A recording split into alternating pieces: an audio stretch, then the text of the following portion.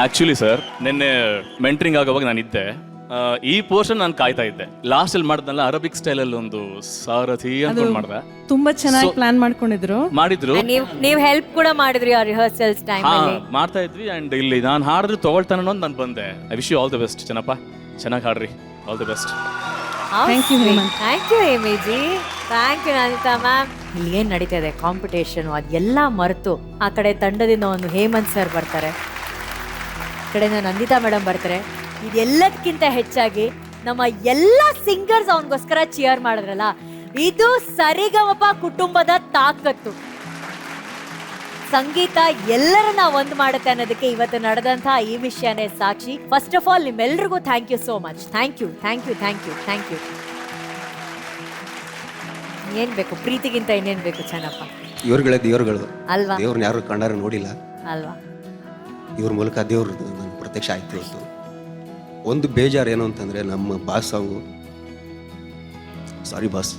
ಅಯ್ಯೋ ಏಯ್ ಗುರುವೇ, ದರ್ಶನ್ ಸರು ಕಲಾವಿದರಲ್ವೇನಪ್ಪ?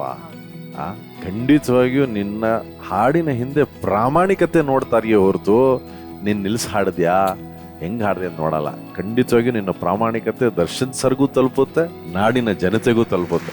ಅನೇಕ ವಿಷಯಗಳು ನಡೆದಿದೆ ಇಲ್ಲಿ. ಒಬ್ಬ ನಿಜವಾದ ಕಲಾವಿದನಾಗಿ ಹೇಮಂತ್ ಸರ್ ಅಲ್ಲಿ ಬಂದು ಎದುರು ಬೇರೆ ಟೀಮ್ ಆದ್ರೆ ಏನಂತಯ್ಯ ನಾನು ಬರ್ತೀನಿ ಹಾಡು ಅಂತ ಒಂದು ಶಕ್ತಿ ಕೊಟ್ಟಿದ್ದು ಹೇಮಂತ್ ಸರ್ ಒಂದು ಅದ್ಭುತವಾದ ಗುಣ. ನಿಜವಾಗ್ಲೂ ಎಲ್ರು ಬಂದಿಲ್ಲಿ ಅವನಿಗೆ ನಿಂತದ್ದು ಒಂದು ಅದ್ಭುತವಾದಂತ ಸಮಯ. ಬಟ್ ನನಗೆ ವೈಯಕ್ತಿಕವಾಗಿ ಚೆನ್ನಪ್ಪ ಈ ಸ್ಪರ್ಧೆ ಗೆದ್ದನಲ್ಲ, ಅವತ್ತಿಂದ ನಾನು ಒಂದು ಮೊಮೆಂಟ್ಗೋಸ್ಕರ ಕಾಯ್ತಾ ಇದ್ದೆ. ಆ ಮೊಮೆಂಟ್ ಇವತ್ತು ಬರ್ತಾ ಇತ್ತು ಚೆನ್ನಪ್ಪ. ಇವತ್ತು ಯಾವ ಚೆನ್ನಪ್ಪನ್ ನಾನ್ ನೋಡ್ಬೇಕು ಅಂತ ಆಸೆ ಪಡ್ತಿದ್ದ ಒಬ್ಬ ಹೀರೋ, ನನಗೆ ಚೆನ್ನಪ್ಪ ಹೀರೋ. ಅವನ್ ಯಾವತ್ತು ಆ ಬಂಗಾರದ ಒಂದು ಇದನ್ನ ಗೆದ್ಬಿಟ್ಟು ನಮ್ಮ ಊರ್ ತಾಯಿಗೆ ಕೊಡ್ತೀನಿ ಅನ್ನೋ ಆ ಕ್ಷಣದಿಂದ ಚೆನ್ನಪ್ಪ ನನಗೆ hero. Channappa, all the very best. ಬಹಳ ಚೆನ್ನಾಗಿ ಹಾಡಿದೆ ಇವತ್ತು, ನಿಜವಾಗಿಯೂ ಬಹಳ ಚೆನ್ನಾಗಿ ಹಾಡಿದೆ. Thank you sir. Arjun sir, Hemant sir ಮಾಡೋದೊಂದು ಆ್ಯಕ್ಟಿಂದ ಇಡೀ ವೇದಿಕೆ ಗೆಲ್ತು, ಇಡೀ ಸರಿಗಮಪ ಗೆಲ್ತು. I love you sir, really love you so much. ಭಾಳ ಸಂತೋಷ ಇದೆ. ಬಟ್ ಚೆನ್ನಪ್ಪ ಅವರೇ, ನಮಗೆ ಏನೇ ಆಗಲಿ ಲೈಫಲ್ಲಿ, ಒಳ್ಳೇದಾಗಲಿ ಕೆಟ್ಟದಾಗಲಿ ಏನೇ ಆಗಲಿ, ಅದು ಒಂದೇ ವಿಚಾರಕ್ಕಾಗತ್ತೆ, ನಮ್ಮ ಏಳಿಗೆಗೆ ಮಾತ್ರ ಆಗುತ್ತೆ. ಏನಾಯಿತು ಅನ್ನೋದನ್ನು ನೀವು ಕಂಡುಕೊಬೇಕು.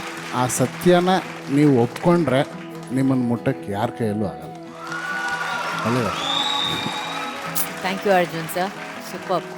ಮಹಾಗುರುಗಳೇ, ಅದ್ಭುತವಾಗಿತ್ತು ನೀವು ಹೇಳಿದ ಮಾತು. ಅಣ್ಣ, ಇವತ್ತು ನೀನು ಒಂದು ಚರಣ ಆದಮೇಲೆ ನೆಕ್ಸ್ಟ್ ಚರಣ ನಿನ್ನ ಬದುಕಿನ ಕಿರಣ.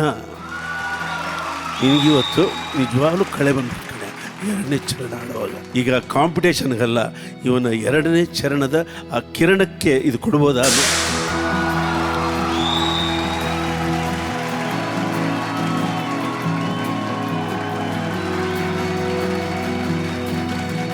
ಚೆನ್ನಪ್ಪನ್ಗೆ ಅರ್ಜುನ್ ಸರ್ ತುಂಬಾ ಒಂದು ಒಳ್ಳೆ ಮಾತು ಹೇಳಿದ್ರು. ಅದನ್ನ ನೀನ್ ಅರ್ಥಕೋಬೇಕು ಏನಾಯ್ತು ಅನ್ನೋದು. ಏನಾದ್ರೂ ಅದ್ರ ಬಗ್ಗೆ ಹೇಳಕ್ ಇಷ್ಟಪಡ್ತೀಯ ನೀನು? ನಿನ್ ಮನ್ಸಲ್ಲಿದ್ರೆ ಅದನ್ನ ಮಾತಾಡ್ಬಿಡು. ಅನುಶ್ರೀ ಅವರು ಒಂದ್ ಡೈಲಾಗ್ ಪ್ರಾಕ್ಟೀಸ್ ಮಾಡ್ಕೊಂಡಿದ್ರು. ಮತ್ತೆ ಹೇಳು ಈಗ. Command D boss fans. ನಾನು ಚತುರ್ದಶಕ ಭುವನ ಭಯಂಕರನಾದ ಲಂಕೇಶ್ವರ ದಶಕಂಠ ರಾವಣ. ನಾನು ಸರ್ವತ್ರ ಸರ್ವ ಸ್ವತಂತ್ರನಾದ ಪ್ರಬುದ್ಧ ರಾವಣ. ಎಲ್ಲ ಬ್ರಹ್ಮಾಂಡ ತಂಡೋಪತಂಡಗಳನ್ನೇ ಚಂಡಾಡಬಲ್ಲ, ದಂಡು ದಾಳಿಗಳಿಗೆ ಮೊಂಡನಾಯಕನಾದ, ಗಂಡೆದೆಯ ಗಂಡರ ಗಂಡನಾದ ಪ್ರಚಂಡ ರಾವಣ. ನಾನು ಪ್ರಚಂಡ ರಾವಣ.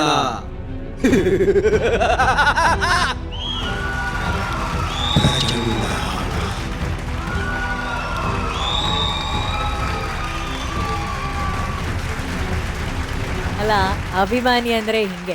ಎಷ್ಟು ಅಭಿಮಾನ ಅಂದ್ರೆ, ಅಭಿಮಾನಿ ತಪ್ಪು ಮಾಡಿದ್ರೆ ತನ್ನ ಸ್ಟಾರ್ ಹೆಸರಿಗೆ ಧಕ್ಕೆ ಆಗ್ಬಿಡುತ್ತೆ ಅಂತ ಅನ್ಕೊಳ್ಳೋಷ್ಟು ದೊಡ್ಡ ಅಭಿಮಾನ ಅವನಿಗೆ. ಆ ಅಭಿಮಾನಕ್ಕೆ ದೊಡ್ಡ ಚಪ್ಪಾಳೆ ಕಣ. ಅವ್ರು ಅಂದ್ರೆ ಪ್ರಾಣ. ನಮ್ಮ ಮನೇಲಿ ನಮ್ಮಪ್ಪ ಹೆಂಗೋ ಅವ್ರು ಹಂಗೆ. ನನಗೆ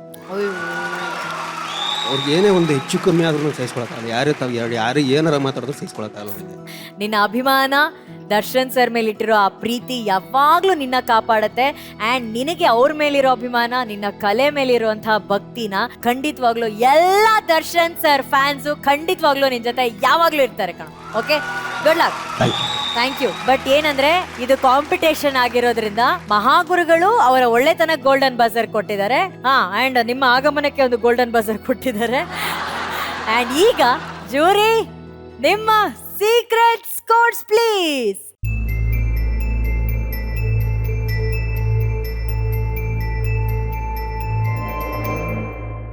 ಓಕೆ ಜೂರಿ, ನಿಮ್ಮ ಸೀಕ್ರೆಟ್ ಸ್ಕೋರ್ಸ್ ಬಂದಾಗಿದೆ. Thank you so much Chennappa.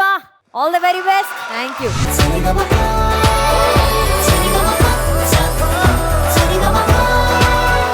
Sir, ನಿಮ್ಗೆ ಪರ್ಫಾರ್ಮೆನ್ಸ್ ಹೇಗೆ ಅನಿಸ್ತು?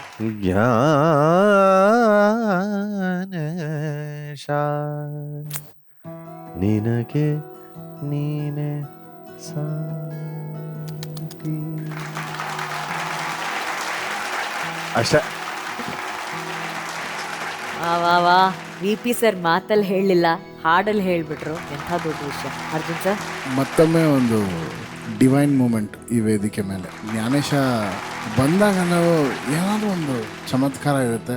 ಇವತ್ತು ಕೂಡ ಖಂಡಿತವಲ್ಲೂ ಅದೇ ಅವನ ವಯಸ್ಸಿಗೆ ಮೀರಿದಂಥ ಹಾಡುಗಳನ್ನು ಆಯ್ಕೆ ಮಾಡಿ ಅವನು ಹಾಡೋಂಥ ರೀತಿಯಾಗಲಿ ಇಟ್ಸ್ ಔಟ್ಸ್ಟ್ಯಾಂಡಿಂಗ್.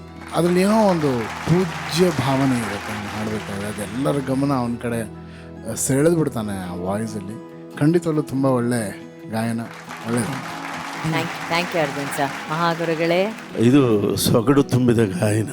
ಹರ್ಷ ಮಾಡಿದ್ದು ಎರಡನ್ನ ಬ್ಲೆಂಡ್ ಮಾಡಿದ್ರು, ಉಭಯಗಾನ. ಹಿಂದೂಸ್ತಾನಿ ಮತ್ತು ಕರ್ನಾಟಕ ಎರಡನ್ನ ಬ್ಲೆಂಡ್ ಮಾಡ್ಕೊಂಡು ಮಾಡಿದ ಅದೊಂದು ದೊಡ್ಡ ಪ್ರಯೋಗ. ಪುಟ್ಟರಾಜ್ ಗವಾಯಿಗಳು, ಪಂಚಾಕ್ಷರಿಗಳು, ಉಭಯಗಾನವೇ ಅವರೆಲ್ಲ. ಅಲ್ಲೂ ಸ್ಟ್ರಾಂಗ್ ಮ್ಯಾಥಮೆಟಿಕ್ಸ್ ಇತ್ತು.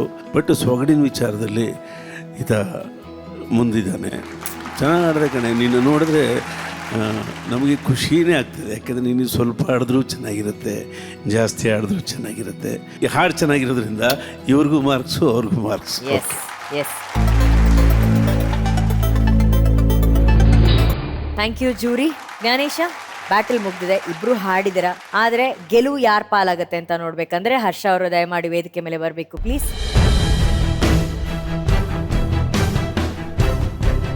ಓಕೆ, ಈಗ ಗೆಲುವು ಯಾರ ಪಾಲಾಗತ್ತೆ ಅಂತ ಹೇಳುವಂತಹ ಸಮಯ. ಅದನ್ನ ನಮ್ಮ ಜಡ್ಜಸ್ ಹೇಳ್ತಾರೆ. ಅನುಶ್ರೀ ಅವರೇ, ಒಂದು ಕೆಲಸ ಮಾಡೋಣ. ಹಾ ಸರ್. ನಾವು LED ಮಾರ್ಕ್ಸ್. ಓಹೋ, ಗುಡ್ ಟ್ವಿಸ್ಟ್ ಸರ್. ಎಸ್. ಈಗ ಬರುವಂತ ಸ್ಕೋರ್ಸ್ ಯಾರ್ದು ಅಂತ ನಾವು ಹೇಳಲ್ಲ. Scores please.